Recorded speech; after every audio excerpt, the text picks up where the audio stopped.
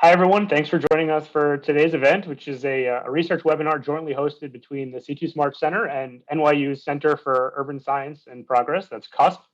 I'm John Patinos, a project manager at the C2 Smart Center, which is a US DOT designated Tier 1 University Transportation Research Center tasked with leveraging recent advances in big data and technology to solve today's most pressing urban mobility challenges.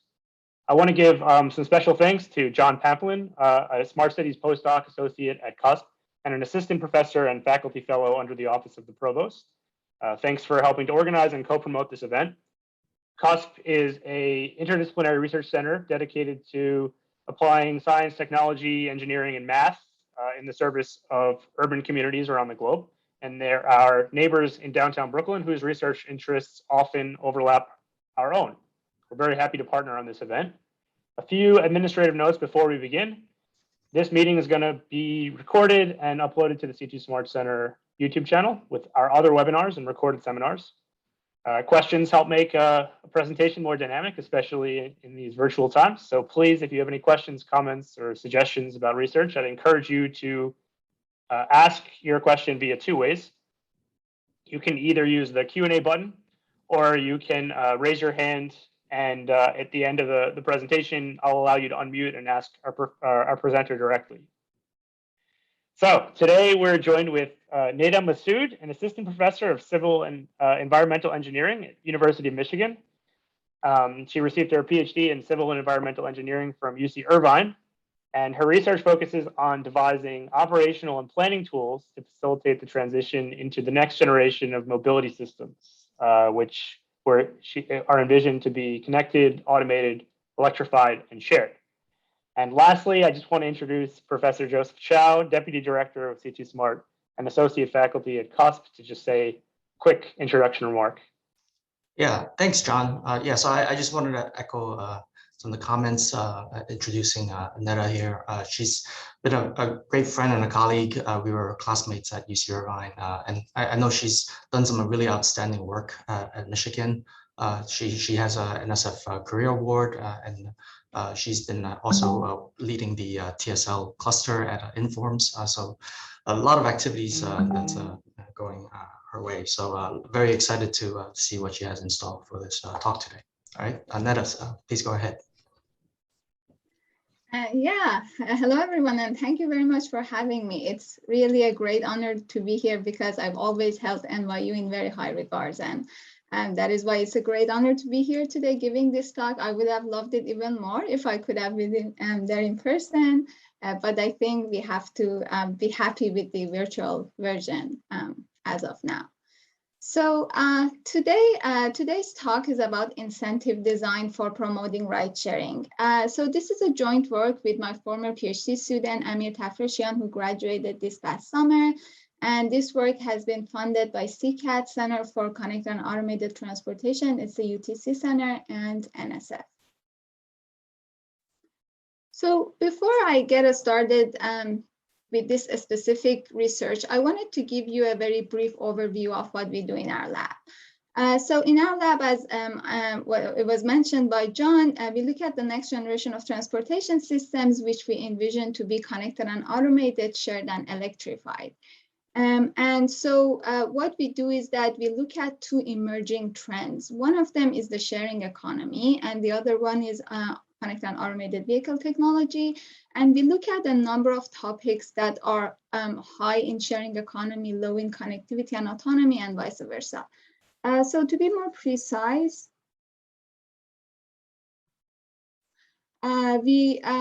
we investigate problems that have to do with CAV technology. More specifically, we devise safety-oriented applications using connected vehicle technology and also cyber security solutions for connected and automated vehicles.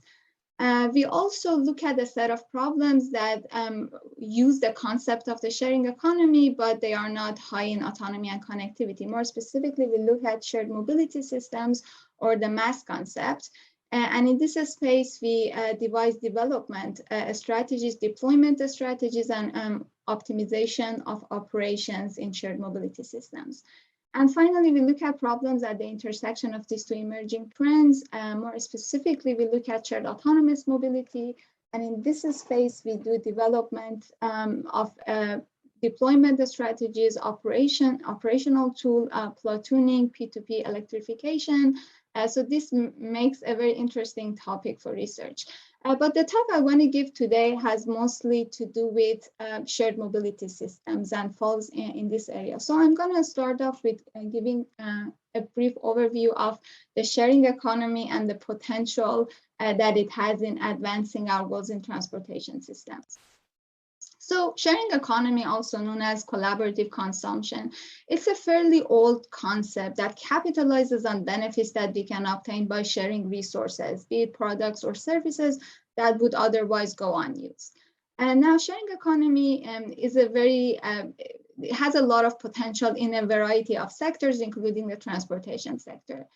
In 2004, in light of the emerging technologies that were coming out at the time, Harvard Business Review got together with Deloitte, and they looked at the 500 S&P 500 companies during the past 40 years to look at their valuation trends and devise new business models according to those valuation trends. And they came up with 4 business models. The first business model we have here is the asset builders.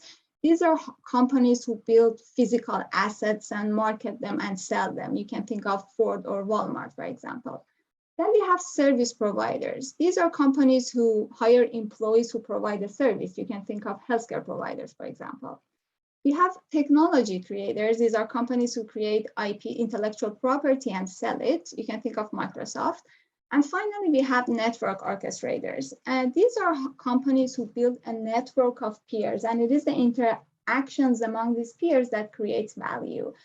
Examples of network orchestrator business model can be found in eBay, for example, or Uber. Now, the figure that I'm showing you here is a graph that came out of that study, and it shows the average multiplier for different companies, S&P 500 companies that fall in under different business models. And you can see that the network orchestrators have the highest average multiplier here, which indicates that they have really high growth rate. They have very low margin of cost, and so there's a potential in growth there. However, if you put the S&P 500 companies into these 4 business models, you'll see that only a small percentage of them are actually network orchestrators. So there's a lot of potential in using this business model, building peer-to-peer systems, but for the most part, it has gone unused.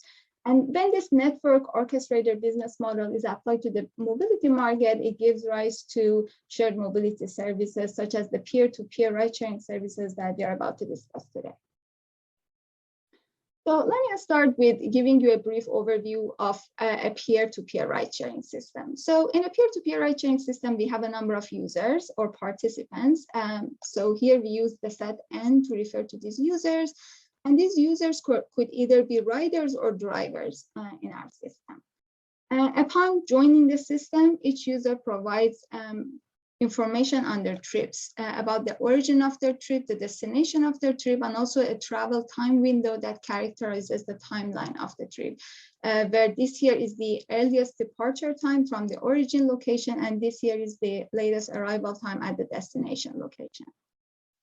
Now, usually we can utilize this information to try to match riders and drivers, but when it comes to pricing, it is usually valuation of people's time or distance that is used to devise pricing schemes. So we have different ways of obtaining this information. It could be, we could assume when we are modeling, we could assume that this is just public information, anyone has access to it, or we can assume that this is private information that is held by individuals, and these all go into making operational decisions. Now, a peer-to-peer ride-sharing system could have different objectives depending on who is operating the system. We could be trying to maximize revenue or maximize ridership, maximize social welfare. But one thing that is important to note is that the peer-to-peer ride-sharing system is different from ride-sourcing companies such as Uber, where in a peer-to-peer ride-sharing system, a driver is driving to perform an activity of his own and not for the mere purpose of transporting passengers. All right, so peer-to-peer ride-sharing systems are more complex to operate in general compared to traditional transportation systems. So let's see some of the reasons why. If you're a driver driving in a regular transportation network, you can utilize any link in the transportation network to travel. However, if you are a rider in a ride-sharing system, in order to travel on a link, a driver should also be traveling on that link. In other words, a rider should be always transported by a driver. So,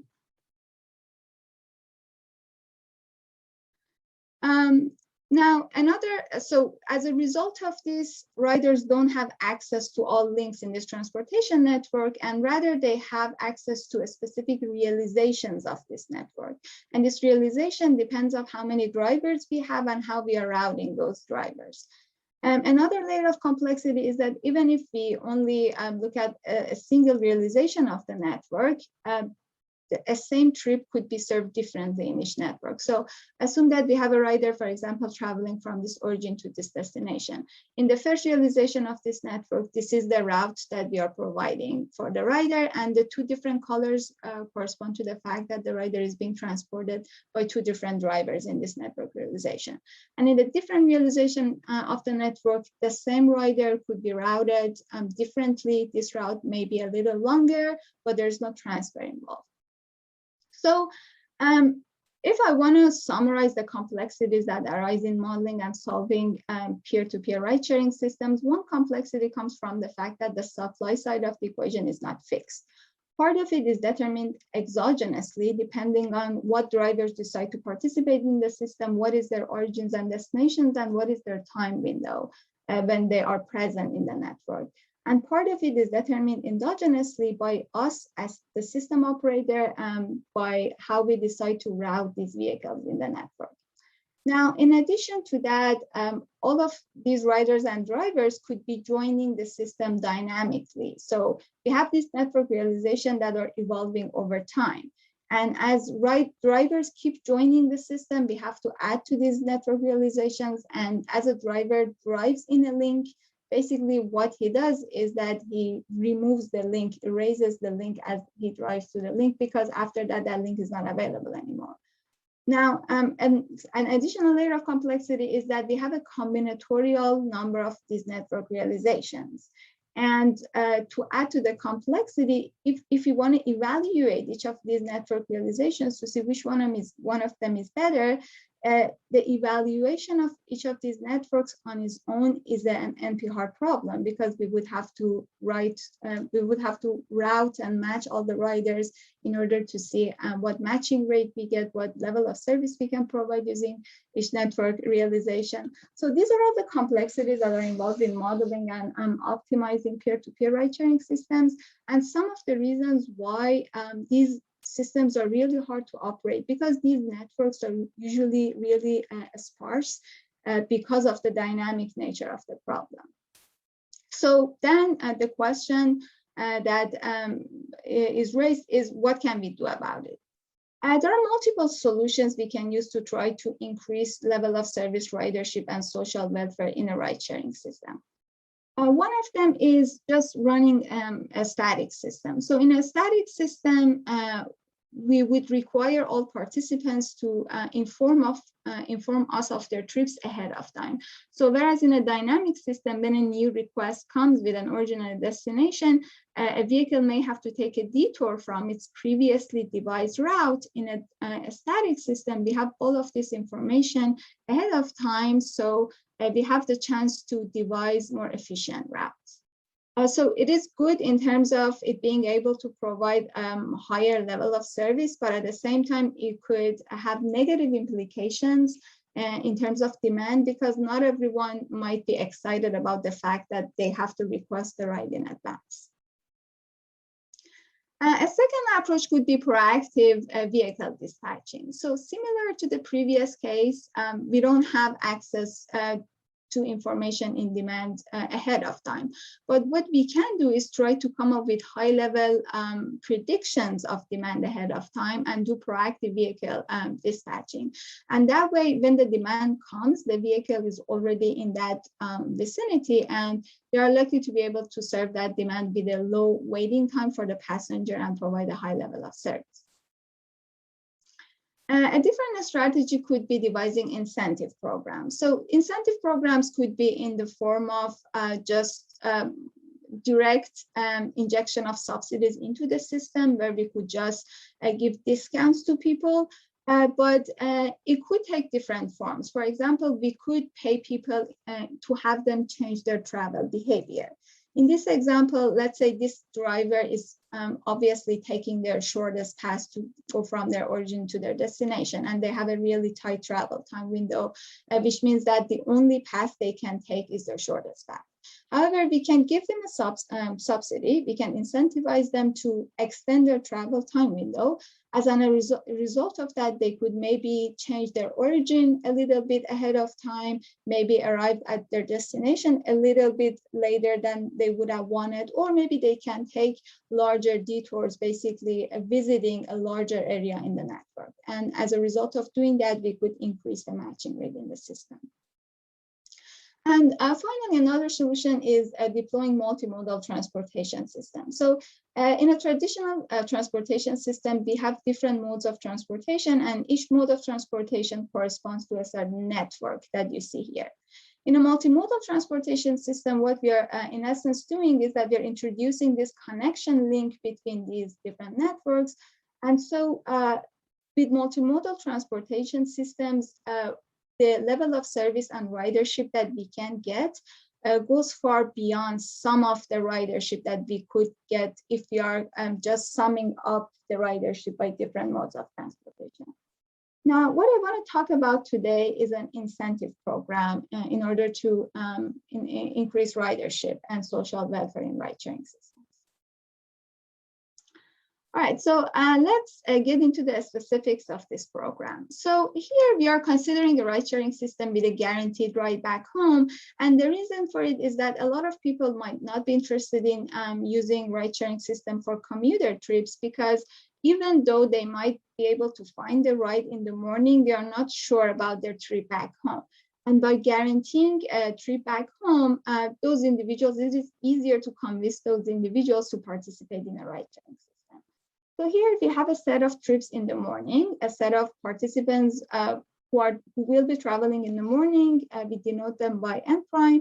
And then we have a set of participants who will be driving or using the system in the evening. And then we have a set of participants who would need a guaranteed ride back home. These individuals would be part of the morning trips and the evening trips. Now, if the goal is to find a matching between these riders and drivers in a system that offers guaranteed ride back homes, this problem can be formulated as a mean cost flow problem. So here we have these blue nodes correspond to driver trips. So here we have the drivers that are traveling in the morning, and here we have the drivers that are traveling in the evening, are available to provide rides in the evening. Now, they could be the same people or they could be different people. And then we have the rider trips, and these circles with a reddish color that correspond to rider trips. And again, some of these individuals may be asking for a guaranteed ride back home. So for example, 7 prime and 7 double prime is rider number 7 who's asking for a guaranteed ride back home. And some of them might not be asking for a guaranteed ride back home. For example, this rider number 10 is not asking for a guaranteed ride back home. Now, to build this mean cost flow problem, we are going to be introducing some auxiliary arcs. And these auxiliary arcs, they play a number of roles. So first, we have these auxiliary nodes S and T. Then this auxiliary node S is connected to all drivers in the morning, and all drivers in the evening are connected to the auxiliary node T. Now, for the riders that are looking for a guaranteed ride back home, the auxiliary edges also connect the trip in the morning to their trip in the evening. And if we have trips, rider trips that do not look for a guaranteed ride back home, a trip in the morning would be directly connected to this terminal node. And if there is a trip in the evening, it would be directly connected to the start node. And also, all of these auxiliary edges that I'm talking about, they all have a capacity of 1 and cost of 0. And in addition to that, we have this additional big arc going on top. It has a high capacity with a high cost. And basically, those individuals who wouldn't be participating in the system would take this arc. Now, let's talk a little bit about the edges of these edges, the solid edges that are our matching edges, and how we can determine the cost of these edges. So we have an edge between a rider and a driver if they can be matched together. And for that to happen, there are 2 requirements that need to be satisfied. First, we should be able to satisfy a spatiotemporal feasibility. So these constraints very simply say that if a driver is matched with a rider, if they leave their origin location as soon as possible, they should be able to drop off the driver and drop off the rider, pick up a rider and drop the rider off at the rider's destination within the travel time window of the rider. And after dropping off the rider, the driver should be able to make it to his or her own destination on time as well. So satisfying this spatiotemporal feasibility constraint is not that easy in ride-sharing systems because both riders and drivers are they don't really spend a lot of time in the network, but that is not the only constraint that we have. Another constraint is individual rationality, and according to this constraint, we want the valuation of a pair of a driver and a rider in participating in the system to be positive. And I'm going to be talking about that valuation in the next slide. Okay, so how do we find out the valuations of agents and their potential gain if they participate in the system? And the valuation of a rider, if a rider R prime, if it is matched with driver D prime, can be simply written as the product of the rider's valuation of distance times the rider's shortest past travel distance. And the reason for it is that we are considering a one-to-one matching problem where a rider is fully transported by a single vehicle. So a vehicle will be picking up the passenger, going through their shortest path, dropping them off, and then traveling to their final destination. So a rider would travel through their shortest path, and this is going to be the rider's valuation of participating in the system if they are matched with driver D prime.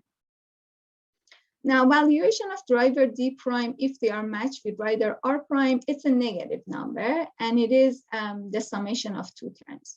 So the first term is the driver's valuation of distance times the distance of the detour that the driver has to take in order to serve the passenger R prime. And also a driver's valuation of time times the driver's additional time spent in the network, again, due to the detour that the driver has to make. Now, if it happens that these 2 valuations are positive, their summation is positive. So the valuation of the rider is positive, the valuation of the driver is negative. If it turns out that the valuation of the rider is positive, the rider is willing to pay more for the ride that the driver is asking, and then these 2 people can be matched and everyone would be happy, and we can come up with a pricing scheme to maybe split the difference, but the match could actually take place. However, if this value is not negative, this could be another reason why we don't have a lot of opportunities for pairing riders and drivers for a ride-sharing system. And so, as I pointed out before, this graph, it could be sparse for many reasons, but 2 of these reasons are as follows. Riders and drivers in a ride-sharing system, they don't really have a lot of incentive to be flexible in their departure time or in the route they take. So they usually, provide us with really tight time windows. And as a result of that, it is very hard to satisfy the spatiotemporal feasibility constraints. Another reason why this graph ends up being sparse is the heterogeneity of valuations. So usually it is the case that drivers have higher valuation of time because they are car owners. And so what we are doing here is that we are asking for riders who typically have a lower valuation of time and distance to compensate drivers with a higher valuation of time and distance for the detours they take. And so this condition is therefore not easy to satisfy. And so we end up with graphs are sparse. And when we are dealing with graphs that are sparse, the ridership is going to be low. And so it is going to be very difficult for these systems to operate successfully. So in order to overcome this, we are proposing an incentive program. In this incentive program, we introduced two different incentive types. The first one is called behavioral adjustment incentive, or BA for short.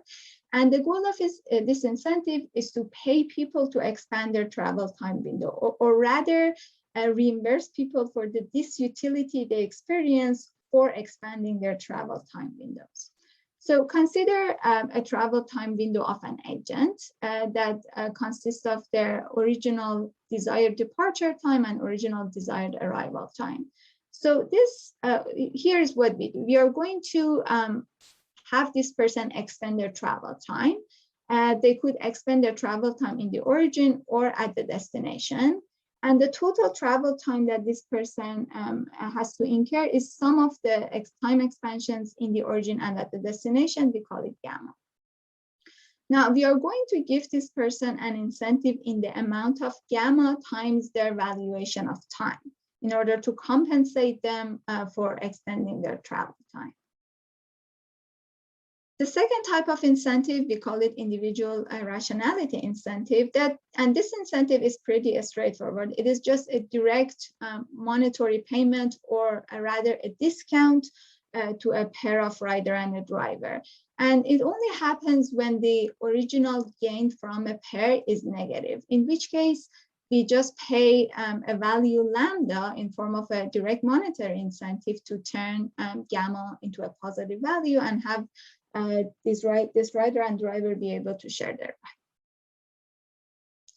Now, the original graph that I showed you, the mean cost flow graph, that is an easy problem to solve. But after the introduction of these incentives, we end up with a larger scale optimization problem that is hard to solve, especially when we're talking about dynamic ride-sharing systems. So let me just very briefly give you an idea of what constraints we have in this optimization problem, and then we'll talk about solution methodology. So first of all, here we have the adjusted valuation after introducing the incentive. And this adjusted gain of a pair can be written down as the original gain of a pair plus the IR incentive. These are the direct monetary incentives that we give people. Notice that here I don't have the BA incentive, the incentive we give them to extend their travel time windows, because we assume that the BA incentive, just having people extend their travel time windows creates this utility, and the BA incentives, all they do is to eliminate that disutility, so they are not adding to social welfare or the gain of a match. So the only item that is going to be added to the original incentive is the IR incentive. Then we have a set of constraints that say travel time windows should be, the adjusted travel time windows after introducing the BA incentives should be respected for all travelers in the morning. If we want, we can limit the amount of time window expansion. And then we have our matching constraints, which says that a rider can be matched with at most one driver and a driver can be matched with at most one rider. So these are the set of constraints for the morning trips. We have the exact replica of these constraints for the evening trips. And then we have a set of constraints that says for those riders who are asking for a guaranteed ride back home, they should be either served in the morning and in the evening, or they shouldn't be served at all. After that, we have a constraint that basically it sets a limit on the amount of budget we have to spend on our subsidy program. And then we have our decision variables, which include matching, amount of subsidies we provide, and also the departure time and arrival time of participants. So the objective function that we use here is maximizing social welfare minus incentives. So over here, we have the adjusted social welfare. But we are also subtracting from this the amount of incentive we are allocating, because otherwise we would have all the incentive in the world to spend all the budget. But in addition to that, we are multiplying this amount of incentive that we are spending by a value epsilon. And the reason for it is that we want to have a return on investment ratio of greater than 1. So for each dollar that we spend on this incentive program, we want to have more than $1 increase in social welfare. Now, this is a larger scale optimization problem, but it turns out that we can easily decompose this problem. So here we have a polynomial-time preprocessing procedure that allows us to just do that. So here, for each rider-driver pair, we solve a linear optimization problem to find the minimum BA incentive to make the pair spatiotemporally feasible. So the objective function here is for a pair of rider and a driver to minimize the total incentive allocated to the driver plus the total incentive allocated to the rider. And then the constraints just find the optimal departure and arrival times given the extended time windows. Now, these are values that we just find. It doesn't mean that we use any of these values. It is just a preprocessing procedure that fixes the amount of incentive we give to a pair of riders and drivers should we decide to actually have them travel together in the system. So after solving this optimization problem, we are going to end up with another optimization problem that is much simpler.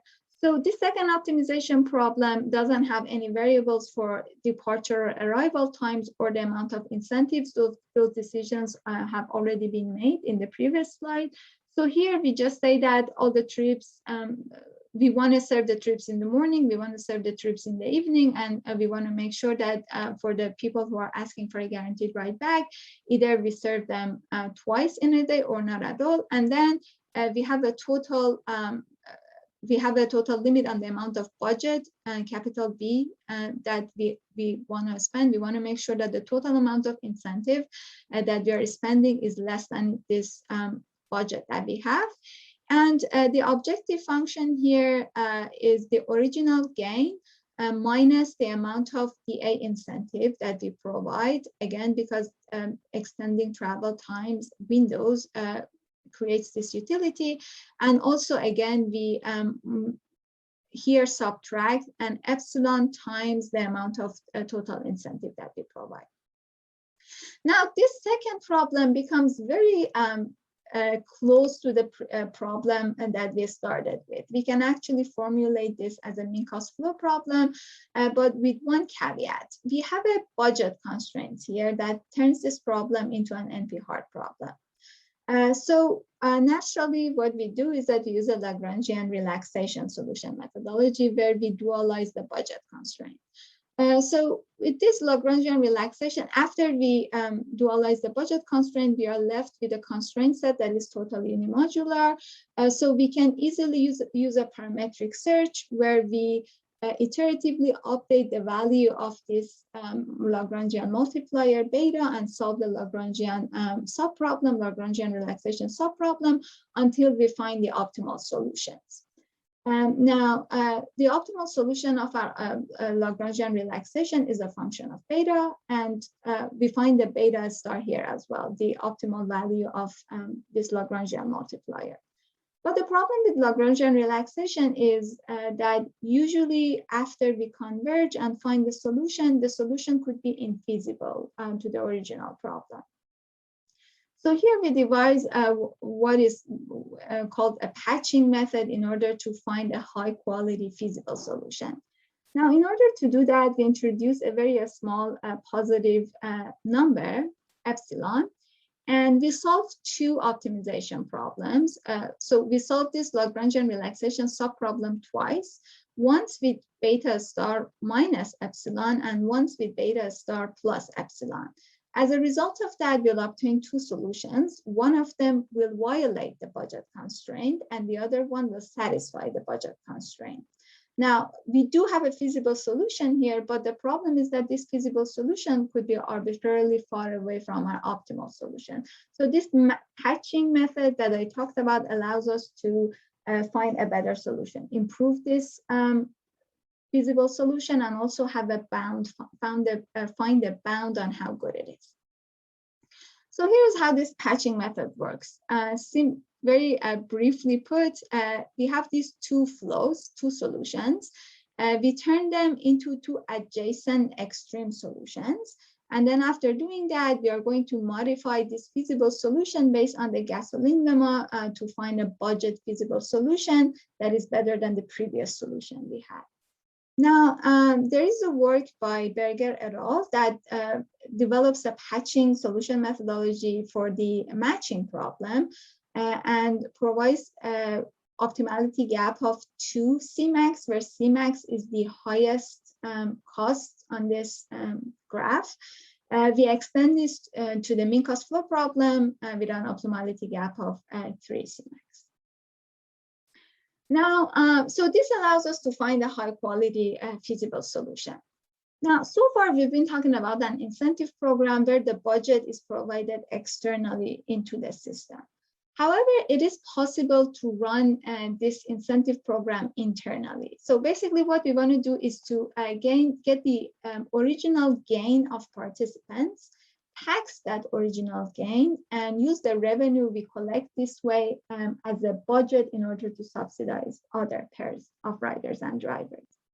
So in order to write this mathematically, our budget constraint has to be rewritten in this manner. We do not have an external budget anymore, but our budget is a tax rate applied to the adjusted gain.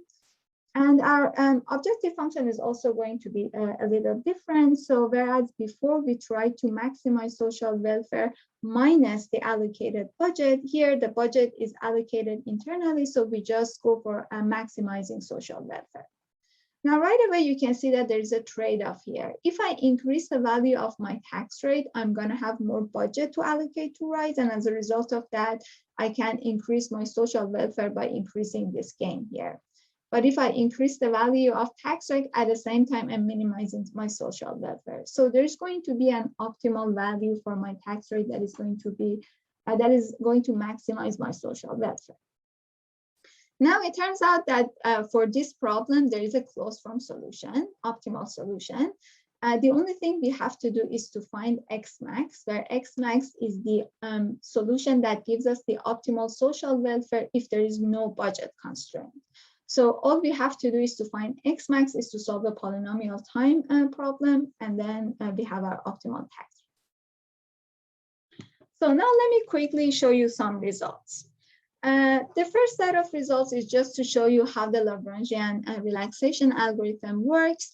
Here, we are looking at the computational time of an MIP solver and the Lagrangian relaxation-based algorithm we looked at as we increase the number of participants in the system.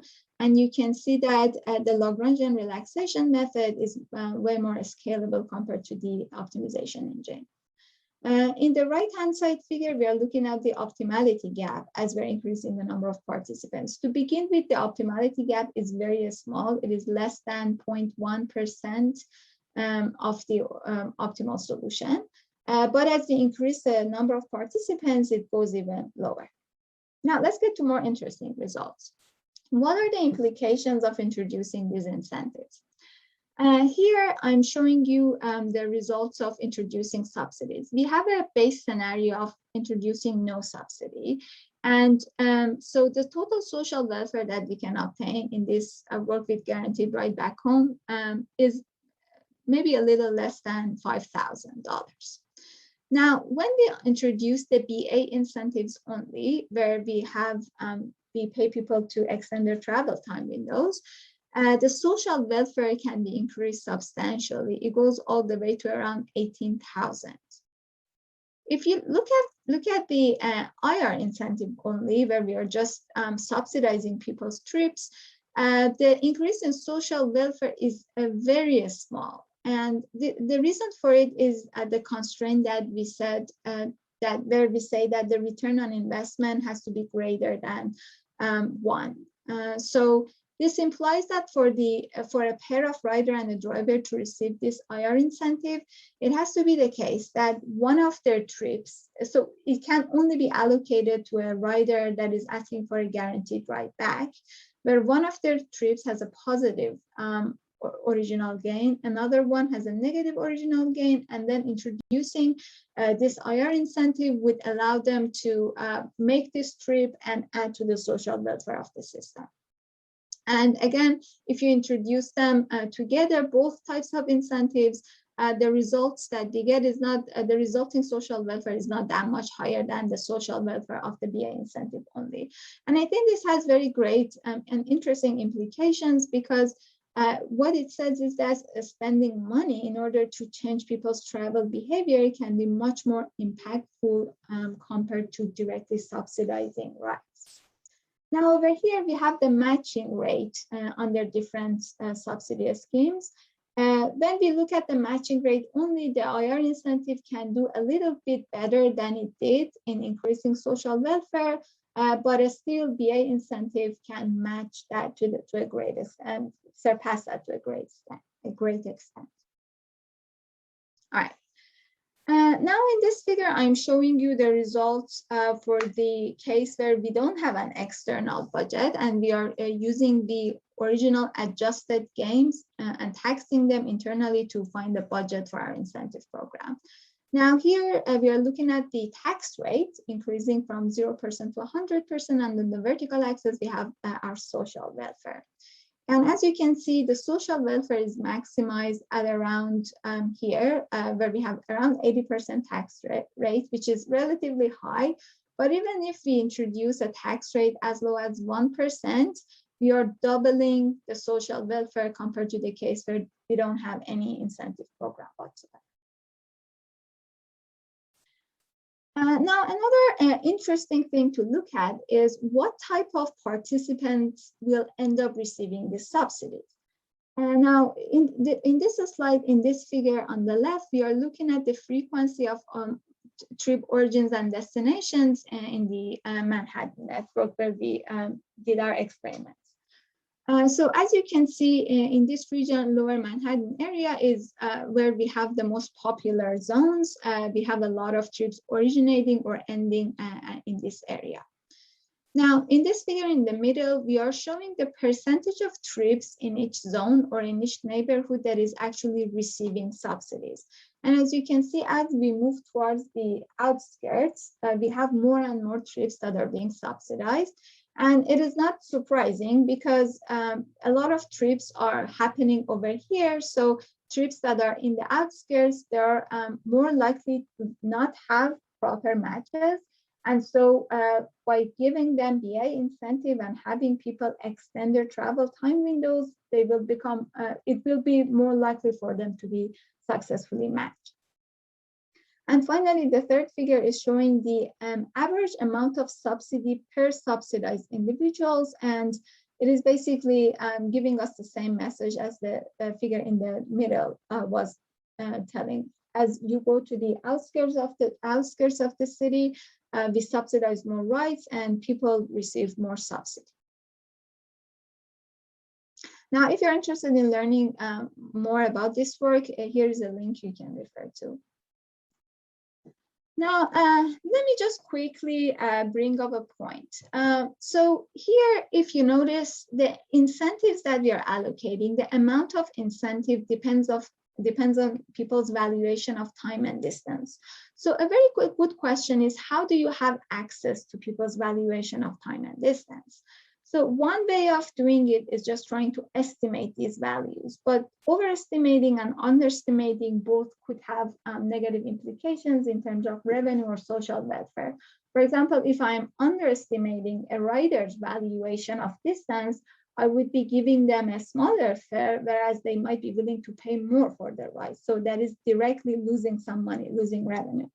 On the other hand, if I'm underestimating their valuation, I will propose them matches that they won't be interested in because they can afford. So that will lead to a lower matching rate and indirectly lower revenue or social welfare.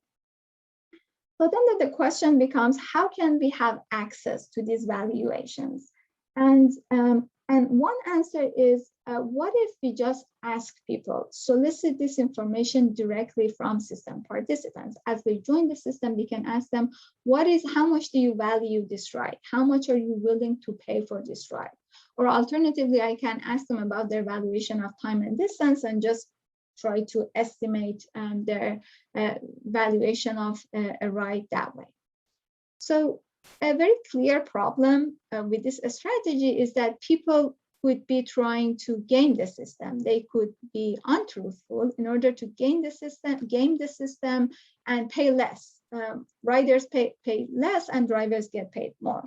So if we want to take an approach like this, directly solicit people's valuation of time and distance, we have to have a mechanism developed such that people would maximize their utility of participating in the system only when they are truthful in reporting their private information.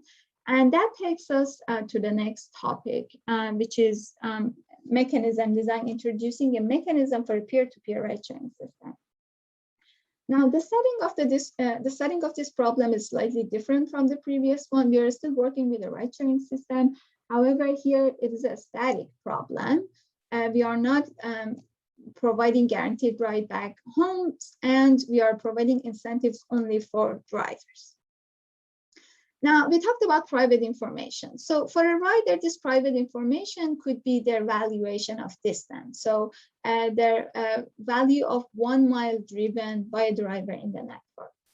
And for a driver, this private information is going to be a tuple, their valuation of distance and also their valuation of time. This is the value we pay them to extend their travel time window.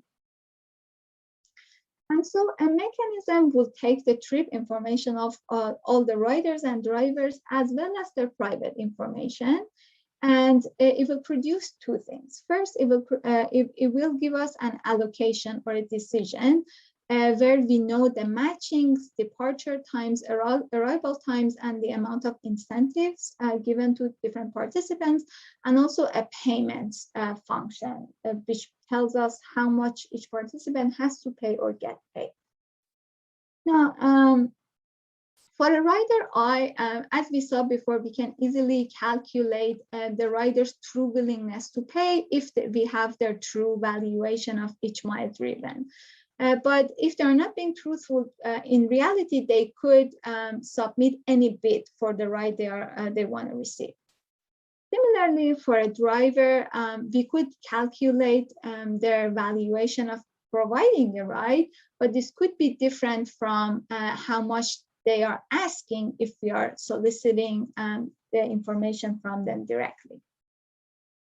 And the utility of each of these riders and drivers as a result of participating in the system is going to be their valuation. And their valuation is equal to these V's if they participate in the system, and it's equal to 0 otherwise, and the price they have to pay or get paid.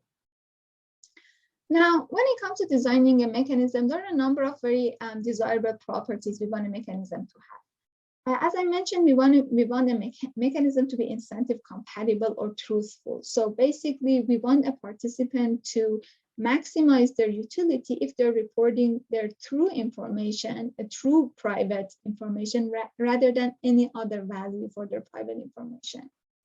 We also would like a mechanism to be individually rational. That is, we want all the participants to have a non-negative utility as a result of participating in the system.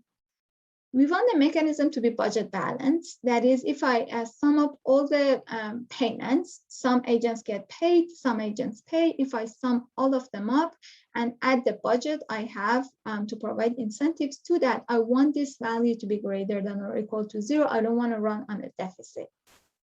A good mechanism is also computationally efficient. That is, we want to be able to make our decisions in polynomial time. And finally, a good mechanism is economically efficient, meaning that it has a decision or allocation function that maximizes social welfare, some of the valuations of all agents.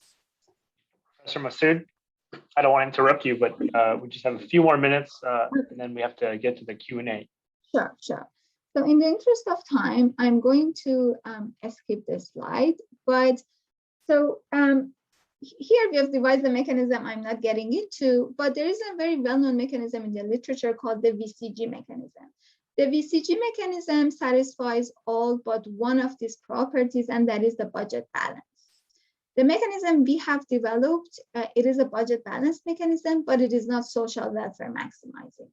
So the question then is, what is the trade-off between these two? Is it going to be in my benefit to give up being social welfare maximizing, but use incentives to increase my social welfare in a different way? So let me just quickly show you these results, and I think that should be the last slide. So here I'm showing you the results of 3 mechanisms. The blue color here corresponds to the results from the VCG mechanism. The orange one is our subsidy scheme with a budget of $500.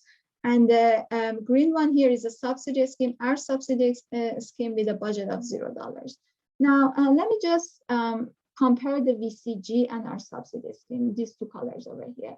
Here we are looking at social welfare. I know that VCG is social welfare maximizing, so my mechanism is definitely having a lower social welfare, in fact, about $750.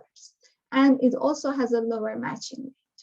However, if you look at the payment deficit, VCG is maximizing social welfare at a cost of a very large deficit. It is a little more than $2,000, maybe $2,200, whereas I have a mechanism that can work on a set budget, and that set budget is $500, and I'm not spending any more than that.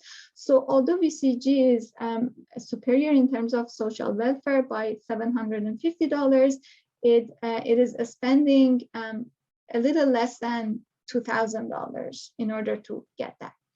Now, VCG is also very time consuming. It is the time it takes, the computational time, whereas our mechanism is polynomial time. Also here, I'm showing you the social welfare ratio compared to the VCG mechanism.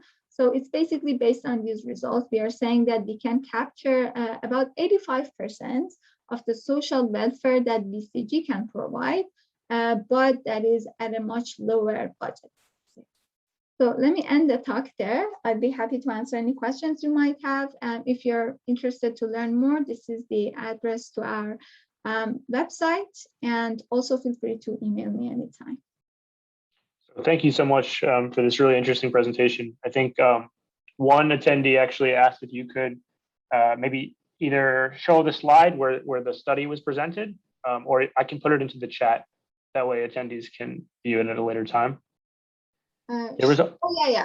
So you mean share the slides? Yes. Yeah, or just the link to the paper that you referenced. Oh, the link to the paper, I see. Yeah. Of course. So a couple of clarifying questions that came up, and I also want to open just another reminder to the audience. Please feel free to use the Q&A button to ask additional questions. One, Jeremy asked if the social welfare impacts are by per person. So if it's social welfare per person as opposed to like an absolute measure, like 5 or 18K per person. So the social welfare results that I was showing was for the entire community, the entire participants. So social welfare is some of the valuations of all agents in the system. If an agent participates in the system, they're going to have a valuation that is either positive or negative. And if they are not participating in the system, their valuation is 0. So social welfare that I'm presenting here is just some of the valuations. Okay, there was a clarifying question about the word ride sharing. So if you could confirm, you're talking about ride sharing, just the like similar to ride hailing, where one person is paying for one trip as opposed to carpooling or. Yes. Okay. Well, it is one person paying for one trip, so we don't have multiple passengers, but the driver is also having their trip for their own personal reasons. So it is different from Uber, where a driver is traveling for the mere purpose of transporting passengers. So I'm going to work and I take someone with me. If, if it is the case that we could share a ride.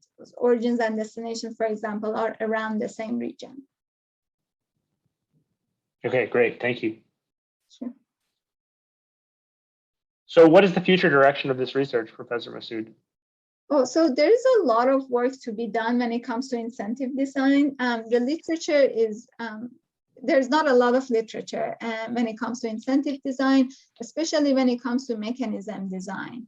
And so I think there is a lot of room to work on different forms of ride-sharing systems. For example, pooling is one of them, and just running multimodal transportation systems where passengers can transfer between different modes of transportation, devising mechanisms that are individually rational, incentive compatible is one direction, and also devising incentives to try to increase the ridership and social welfare in ride-sharing systems.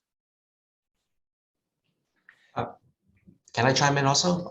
Yes, so definitely. I have a question to follow up to. So you mentioned earlier having multimodal systems. So the examples here, you're primarily dealing with cars, drivers, and passengers. So are there opportunities to kind of take this to more of a multimodal type of setting?